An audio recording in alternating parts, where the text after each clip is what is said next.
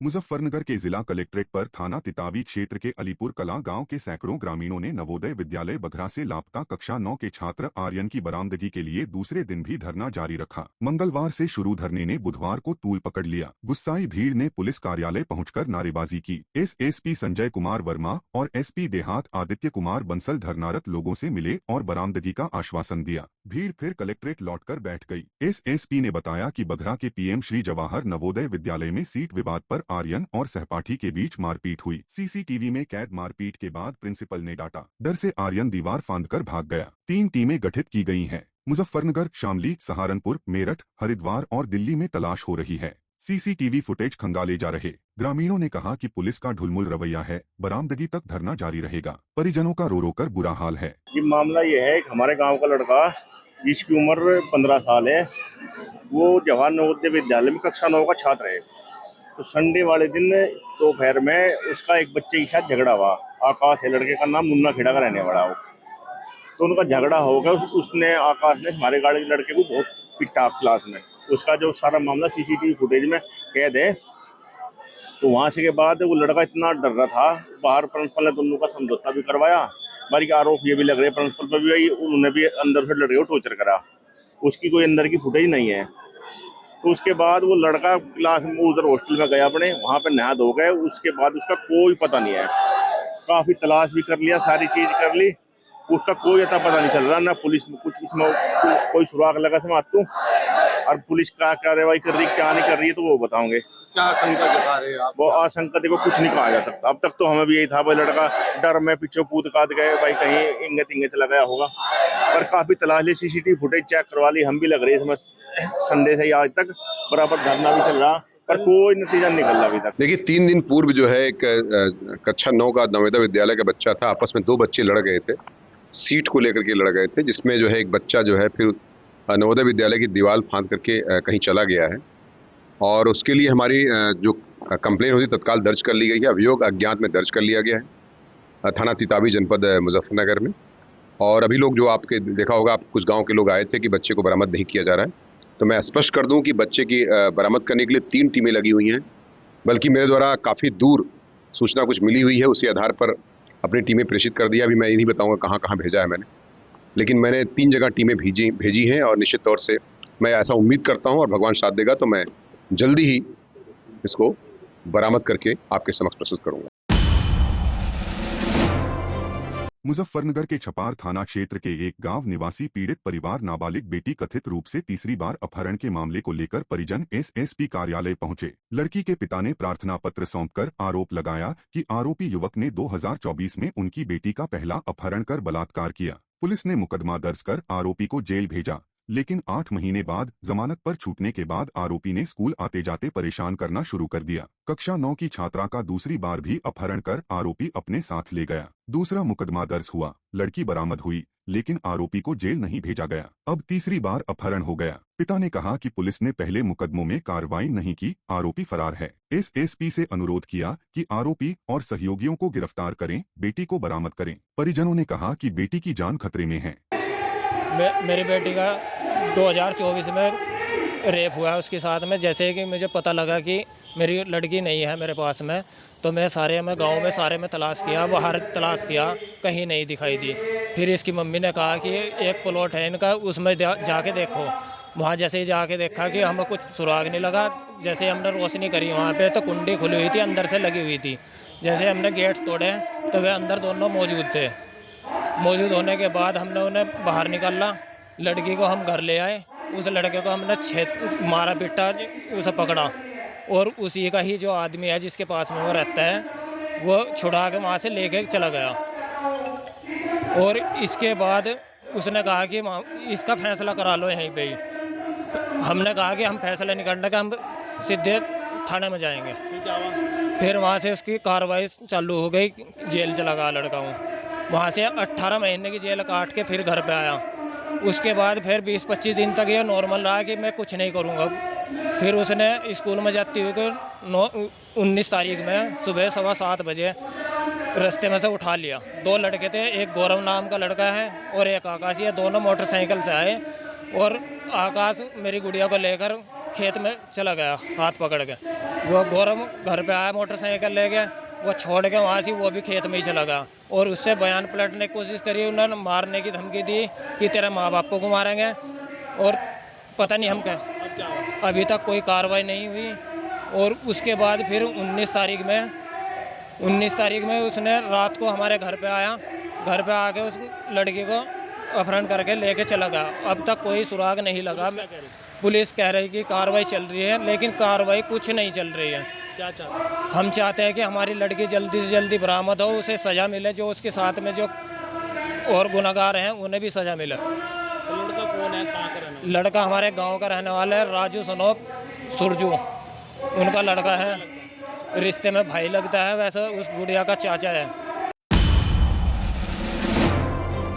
मुजफ्फरनगर के थाना चरथावल क्षेत्र में मिशन शक्ति 5.0 अभियान के तहत महिला पुलिसकर्मियों ने ऐतिहासिक बहादुरी दिखाई। यह यूपी में तीसरी ऐसी मुठभेड़ है जिसमें महिला पुलिसकर्मी शामिल रहीं। मंगलवार की रात सैदपुर कलां तिराहे पर चेकिंग के दौरान थाना चरथावल पुलिस एसओजी और मिशन शक्ति महिला टीम ने 2 मोटरसाइकिल सवार संदिग्धों को रोका। लुटेरों ने भागने की कोशिश की, लेकिन मोटरसाइकिल गिर गई। बाइक गिरते ही आरोपियों ने पुलिस पर फायर झोंकना शुरू कर दिया, जिसके परिणाम स्वरूप पुलिस ने भी जवाबी कार्रवाई करते हुए फायरिंग की, जिसमें सहारनपुर जिले के रहने वाले दोनों बदमाश गोली लगने से घायल हो गए, जिनकी पहचान ननौता थाना इलाके के अनंतमऊ गांव निवासी अंकित और भावसी रायपुर गांव निवासी लाखन उर्फ लखा के रूप में हुई, जिनके कब्जे से 2 तमंचे, कारतूस, लूटे गए सोने के आभूषण, 7,500 रुपए, चोरी की 2 बाइक बरामद हुई। एसएसपी संजय कुमार वर्मा के मुताबिक पकड़े गए दोनों बदमाशों ने सहारनपुर, गंगोह, शामली, झिंझाना, उत्तराखंड, रानीपुर, मंगलौर, बहादुराबाद समेत कई जगह वारदातों को अंजाम दिया था। बरामद सामान इन्हीं वारदातों से संबंधित है। एसएसपी ने बताया कि इन बदमाशों की गिरफ्तारी से लूट और छिनैती की 10 घटनाओं का खुलासा हुआ है।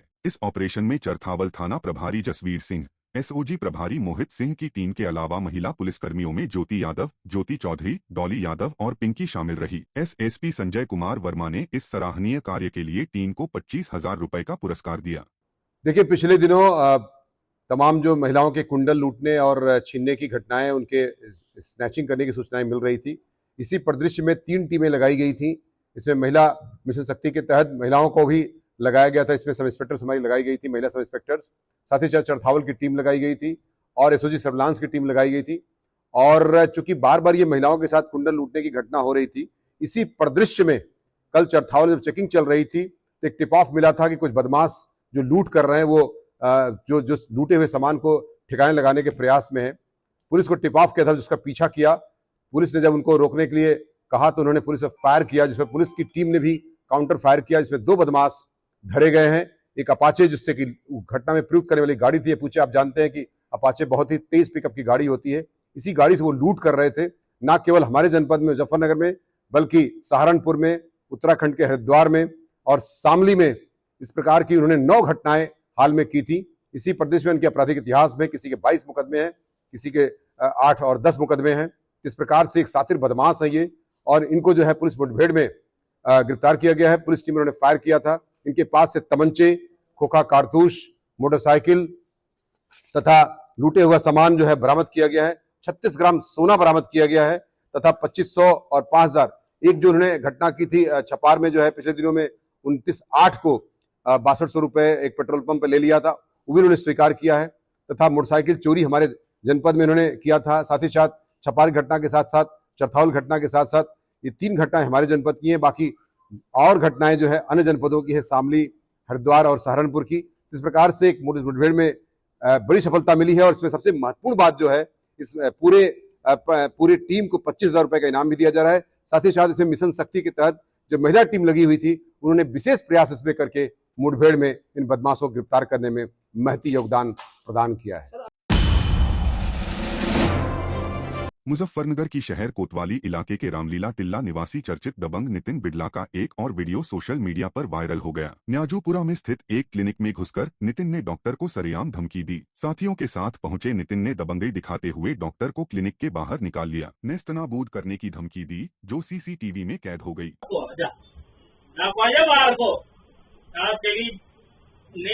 नाबूद कर दूंगा, जो रहते दुकान के खाली करा दूंगा। आजा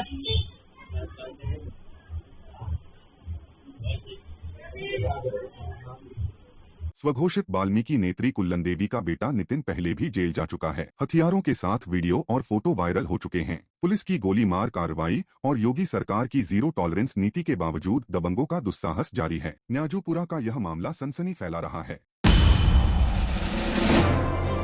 मुजफ्फरनगर के सिविल लाइन थाना इलाके के मल्हुपुरा मोहल्ले में नशीली दवाइयों की एक बड़ी खेप पकड़ी गई। मोहल्ले के एक घर के अंदर इस खेप को स्टोर करके रखा गया था, जिसमें कुछ एक्सपायरी डेट वाली दवाइयां भी शामिल थीं। सूचना पर सिटी मैजिस्ट्रेट, सीओ सिटी और ड्रग विभाग की संयुक्त टीम ने छापेमारी की। कार्रवाई के दौरान इलाके में हड़कंप मच गया। सीओ सिटी ने बताया कि ड्रग इंस्पेक्टर की सूचना पर संयुक्त छापा मारा गया। बरामद दवाइयों की जांच की जा रही है कि ये नारकोटिक्स विभाग के दायरे में आती हैं या नहीं। मालिकों के मेडिकल स्टोर बंद हो चुके हैं। जांच का विषय है कि उनके पास ऐसी दवाइयां रखने का अधिकार था या नहीं। फिलहाल किसी को हिरासत में नहीं लिया गया। जांच पूरी होने पर दोषियों पर कार्रवाई होगी। ड्रग इंस्पेक्टर के माध्यम से पुलिस को सूचना मिली कि मल्लूपुरा मोहल्ले में कच्चे सड़क क्षेत्र के कुछ ड्रग्स का काम हो रहा है। शायद इलीगल ड्रग्स स्टोर किए जा रहे हैं या फिर बेचे जा रहे हैं।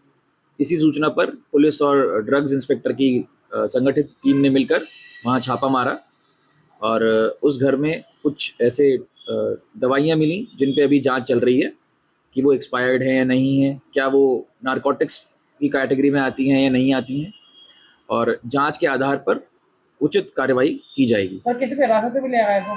अभी तक फिलहाल कुछ ऐसा नहीं किया गया। किसी को अनावश्यक हिरासत में नहीं लिया जाएगा।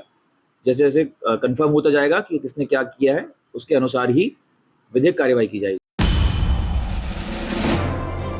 मुजफ्फरनगर में मिशन शक्ति 5.0 अभियान के तहत परिवार परामर्श केंद्र ने महिलाओं की सुरक्षा, सम्मान और स्वावलंबन को बढ़ावा देते हुए 11 दंपत्तियों का पुनर्मिलन कराया। एसएसपी संजय कुमार वर्मा और एसपी अपराध नोडल अधिकारी मिशन शक्ति इंदु सिद्धार्थ के नेतृत्व में केंद्र ने पारिवारिक विवादों को सुलझाने के लिए काउंसलिंग सत्र आयोजित किए। काउंसलरों बीना शर्मा, प्रीति चौधरी, अशोक बाटला, प्रसन्न कुमार और गजाला यास्मीन ने धैर्यपूर्वक दोनों पक्षों की बात सुनी और समाधान सुझाया। परिणाम स्वरूप 11 दंपत्तियों ने गुलाब भेंट कर वैवाहिक जीवन को शांतिपूर्ण बनाने का संकल्प लिया। रिजर्व पुलिस लाइन में एसएसपी और एसपी ने दंपत्तियों को शुभकामनाएं दी और काउंसलर टीम को सम्मानित किया। माननीय मुख्यमंत्री जी द्वारा मिशन शक्ति का जो है 5वां चरण प्रारंभ किया गया था और इसी क्रम में जो है हम लोग नित नए जो प्रतिदिन है वो मिशन शक्ति के अंतर्गत कार्रवाई करने के लिए कटिबद्ध हैं। इसी क्रम में जो है हमारे जनपद में जो है वरिष्ठ पुलिस अधीक्षक महोदय के नेतृत्व में परिवार परामर्श केंद्र की एक टीम है जो डोमेस्टिक वायलेंस और जो पति पत्नी के विवादों के विषय आते हैं उन पर हम लोग काउंसलिंग करते हैं। ये एक सतत प्रक्रिया है जिसमें हमारे काउंसलर्स जो हैं वो एक महत्वपूर्ण भूमिका निभाते हैं और इस काउंसलिंग के बाद हमारा पहला प्रयास ये होता है कि हम परिवारों को पुनः स्थापित करने के में अपनी भूमिका को सक्रिय भूमिका को अदा कर पाएं। और आज हमारे काउंसलर्स और हमारे पीपीके की टीम के सहयोग के साथ हम जो है 11 ऐसे पति पत्नियों जिनके विवाद थे, जिनका एक दूसरे के विषय में जो है समस्या चल रही थी, उनका निस्तारण कराया गया है और उन 11 जोड़ों को एक दूसरे के साथ पुनः मिला दिया गया है, पुनः उनके परिवार को स्थापित किया गया है और एक दूसरे को गुलाब के फूलों के साथ जो है उन्होंने एक्सचेंज किया है और ये एक दूसरे को हमने जो है गुड विशेस दिए हैं कि उनका जीवन भी जो है इसी तरह गुलाब के फूलों की तरह महकता रहे। मुजफ्फरनगर के जिला कलेक्ट्रेट में सामाजिक न्याय क्रांति मोर्चा के तत्वावधान में अति पिछड़ा महादलित अधिकार आंदोलन हुआ। राष्ट्रीय अध्यक्ष देवेंद्र कश्यप ने कांग्रेस, बीजेपी, बीएसपी, सपा पर तंज कसा कि इन पार्टियों ने अति पिछड़े महादलित समाज की वोट लेकर ठगा। सभी सरकारों ने इन्हें अधिकारों से वंचित रखा। देवेंद्र ने अति पिछड़ों महादलितों की राजनीतिक पार्टी और पर्पल रंग के झंडे की घोषणा की। उन्होंने कहा कि 2027 में सत्ता में आकर इन समाजों को राजनीतिक, आर्थिक, शैक्षिक और सामाजिक रूप से मजबूत बनाएंगे। देवेंद्र ने कहा कि ये समाज परेशान हैं, नई पार्टी इनकी आवाज बनेगी। कार्यक्रम में सैकड़ों लोग शामिल हुए। ये भीड़ आजादी के 78 साल बाद जो इनको हिस्सा नहीं मिला, जो इनके बच्चों का हिस्सा लूटकर दूसरों को दिया गया, चाहे वो नौकरी हो, चाहे ठेकेदारी हो, चाहे कोई भी व्यवस्था हो, अब ये जातियां समझ गई है कि वोट हमारे पास है, राज दूसरा कर रहा है। तो इन्होंने भी आज अपना झंडा लॉन्च किया है। अब इन जातियों का पाल, प्रजापति, कश्यप, सैनी, नाई, जोगी, विश्वकर्मा, बंजारा, वाल्मीकि, खटीक, धोपी, पासी, इनकी भी एक झंडा आ गया है, पार्टी आ गई है। ये समझ गए हैं कि पहले रानी के पेट से राजा पैदा होता था, लेकिन अब वोट से राजा पैदा होता है और राजा कानून बनाता है। तो ये कानून की ताकत अपने हाथ में लेंगे और ये पार्टी आज झंडा लेकर आई है। 2027 का चुनाव उत्तर प्रदेश में मजबूती से लड़के इन पार्टियों को सत्ता से बाहर करेगी। चाहे वो कांग्रेस रही हो सत्ता में, चाहे आज भारतीय जनता पार्टी हो, जो मोदी जी योगी जी हैं, इन्होंने सबसे ज्यादा नुकसान अति पिछड़ी जातियों का गिरा है। चाहे सपा बसपा हो, इन सभी पार्टियों का अब गाँव में इनको हम नहीं घुसने देंगे और अपना झंडा घरों पर होगा। 65% आबादी चुनाव लड़कर देश की सत्ता और प्रदेश की सत्ता में जाकर हमने तो गुणगान गाए नहीं, हम तो वहां भी अधिकार की बात कर रहे थे। हमने तो कहा था राघवेंद्र कमेटी की रिपोर्ट योगी जी लागू कर दें, उन्होंने 2018 में बनाई थी। मोदी जी सामाजिक न्याय समिति जो बनाई थी वो लागू कर दे, लेकिन उन्होंने लागू नहीं करी। रोहिणी कमीशन पेंडिंग पड़ा। तो हम तो अपनी मांग के लिए वहां गए थे, नहीं पूरी हुई। हमारे समाज ने हमें कहा कि आपको 15 महीने हो गए हैं, समाज की बात उठने यही। पूरे पश्चिम उत्तर प्रदेश के लोग आए थे, उन्होंने कहा कि अपनी पार्टी अपना झंडा लाओ। तो आज समाज के कहने पे, इन अति पिछड़ी जातियों के कहने पे झंडा आ गया है।